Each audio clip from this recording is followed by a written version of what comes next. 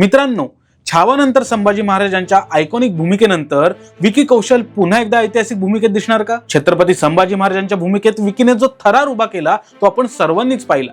पण आता फिल्म इंडस्ट्रीमध्ये अशी कुजबूज सुरू आहे की विकी कौशल पुन्हा एकदा मराठा साम्राज्याचा इतिहास पडद्यावर जिवंत करणार आहे आणि यावेळी तो साकारणार आहे छत्रपती शाहू महाराज। हो, तुम्ही बरोबर आहे। दिग्दर्शक लक्ष्मण उतेकर आणि विकी कौशल यांची जोडी पुन्हा एकत्र येते। छावामध्ये आपण संभाजी महाराजांचा पराक्रम पाहिला आणि आता ही कथा पुढे जाणार आहे त्यांचे पुत्र छत्रपती शाहू महाराज यांच्या जीवनावर। सूत्रांच्या माहितीनुसार विकी या भूमिकेसाठी प्रचंड उत्सुक आहे। पण हा चित्रपट आपल्याला लगेच पाहायला मिळणार का? तर नाही। सध्या लक्ष्मण उतेकर आपल्या आगामी चित्रपटाच्या कामात व्यस्त आहे।